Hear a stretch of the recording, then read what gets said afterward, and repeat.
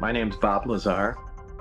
I'm known for working at a classified base known as S4 out in the Nevada desert near Area 51.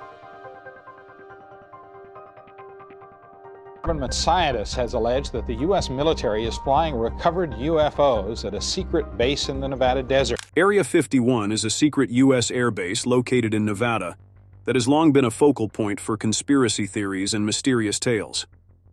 A man named Bob Lazar claims to have worked with alien technology inside Area 51 and even to have seen aliens there. Lazar's story is one of the most famous, and according to him, because of his discoveries, the U.S. government suppressed or destroyed his research and credentials. This makes the whole world wonder. What exactly was captured at Area 51 that the U.S. government doesn't want anyone to see? What happens in this secret facility? Why have government agencies like the CIA and FBI tried so hard to discredit Bob Lazar's claims? Stay tuned as we uncover why the U.S. government shut down Area 51 after something no one was supposed to see was revealed. But before we get started, make sure to like this video and subscribe to the channel. How did Bob Lazar become known? Before Bob Lazar made headlines with his shocking claims about Area 51, aliens, and government secrets, he was just an unusual kid.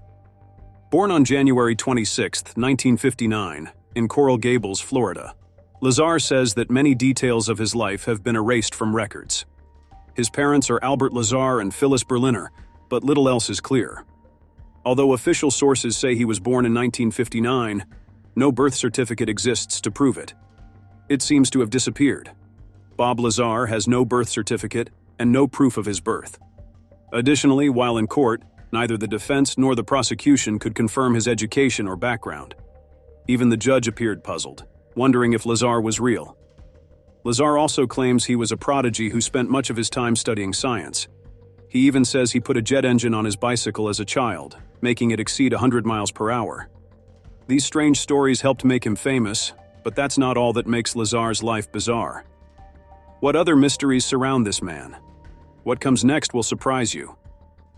Adding to the mystery, Lazar's high school records are also missing, but he allegedly attended Pierce Junior College in Los Angeles.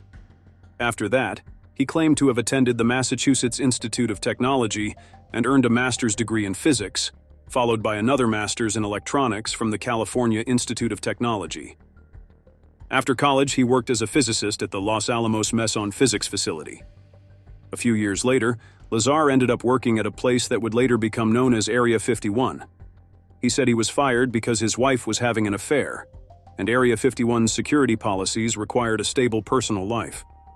After being fired, he noticed men in black suits following him. A friend suggested he go public for protection, and it became international news long before social media existed. But there are some inconsistencies in Bob Lazar's story worth noting, particularly regarding his educational background and work history. While his high school records appear to have been erased, the most significant issue is his claim of having received master's degrees from MIT and Caltech, institutions that have no records of him. Lazar explains this discrepancy by alleging government efforts to erase his existence.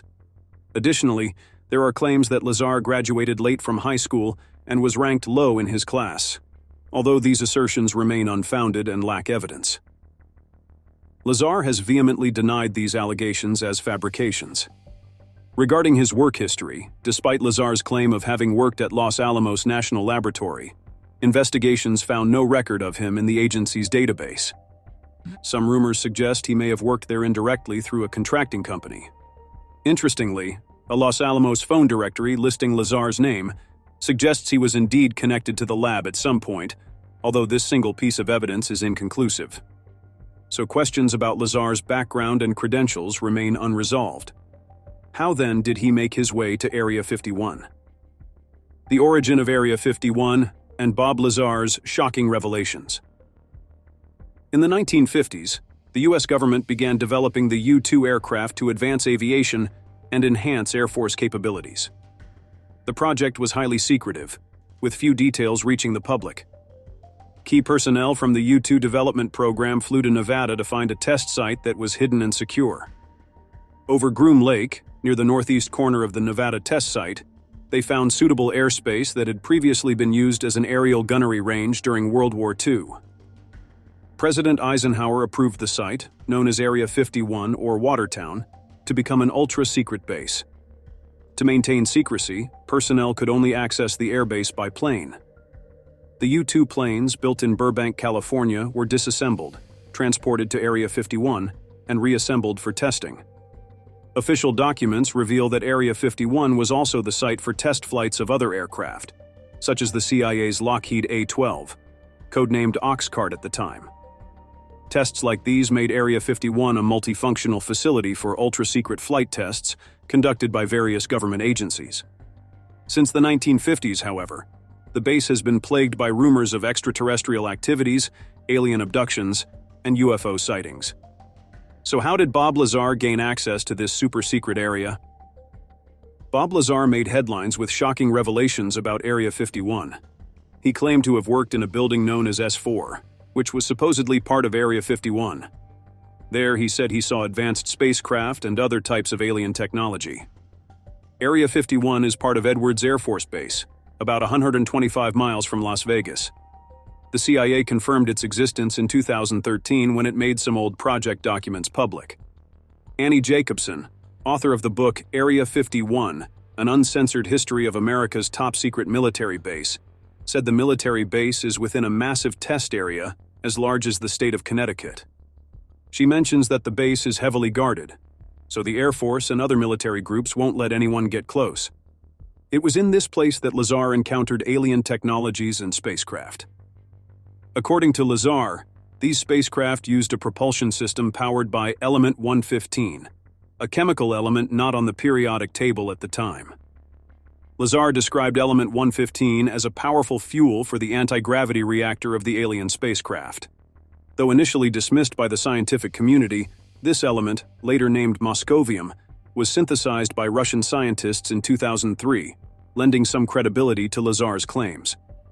Given that the U.S. government only recently confirmed the existence of Area 51, it is evident that there may be more truths about this place than they wish to reveal. CBS reporter George Knapp interviewed an anonymous figure named Dennis in one of the most unusual interviews in television history. Dennis claimed to have worked at a secret military base called S4, where he encountered extraterrestrial technology, flying saucers, and aliens. Later, it was revealed that Dennis was Bob Lazar, who at the time assumed another identity for protection. In subsequent interviews, Lazar described being recruited for a special mission involving the propulsion system of new equipment the United States was developing. As a physicist with a keen interest in propulsion systems, Lazar eagerly accepted the job. On his first day, Lazar and other employees gathered at a facility called EG&G. From there, they were flown to the Groom Lake area in a military aircraft. Next, they were transported by bus with blacked-out windows to prevent them from knowing the route. What happened next is even more surprising. At S4, Lazar was introduced to unknown machines and spacecraft. Although the U.S. military already had advanced aircraft at the time, the technology he saw did not appear to have originated on Earth. Scientists at S4 were divided into groups based on their specialties. Lazar, a propulsion systems expert, was assigned to reverse engineer these alien spacecraft that, according to him, had crash-landed on Earth many years earlier. Evidence supporting Lazar's claims. Despite numerous attempts to discredit Bob Lazar's story, it has been corroborated several times by other notable figures who previously worked for secret U.S. government agencies. On December 16, 2017, the New York Times published an article that made waves across the country. This detailed report suggested that extraterrestrials are real and that the U.S. government has been monitoring them for some time.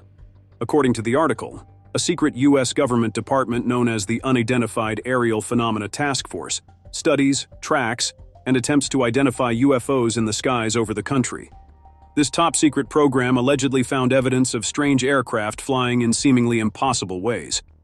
For ufologists, this was undeniable proof that the U.S. government had been in possession of alien technology for years, without revealing the truth to the public. The report was also significant because it marked one of the rare occasions when a reputable news agency published stories about aliens and UFOs, indicating that Americans were ready to discuss the truth about beings from other planets. These shocking revelations were made by a former Pentagon employee who came forward as a whistleblower, Luis Elizondo, who claimed to have been part of the program for about 5 years. Elizondo was responsible for a small program called the Advanced Aerospace Threat Identification Program, managed by the Department of Defense to protect Americans from extraterrestrial attacks, identify atmospheric threats, and report unusual sky activities. Between 2000 and 2012, Elizondo claimed to have witnessed many unexplained occurrences that could only be attributed to the existence of aliens and their activities on our planet.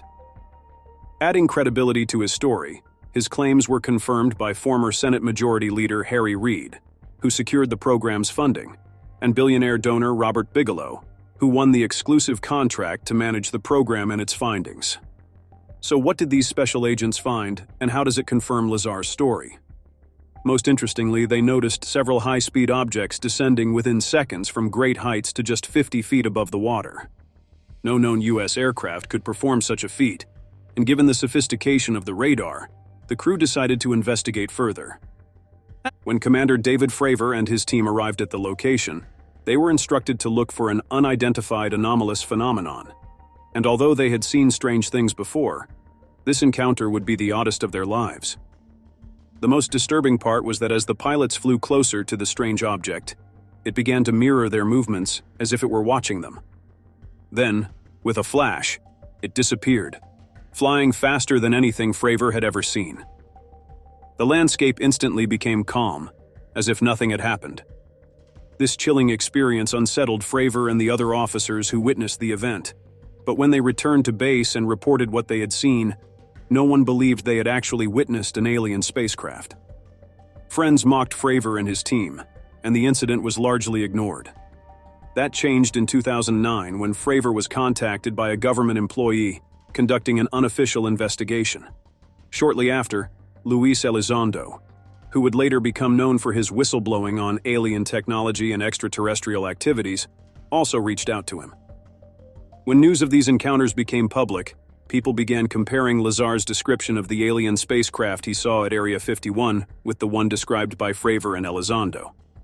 But these three men were not the only government employees to report encounters with extraterrestrial technologies. Additionally, until 2023, U.S. intelligence officer David Grush was part of an elite team responsible for collecting and reverse engineering alien vehicles that had crashed on Earth under a special Department of Defense program. Grush claimed they worked not only with alien spacecraft but also with non-human beings, supposedly from outside our planet.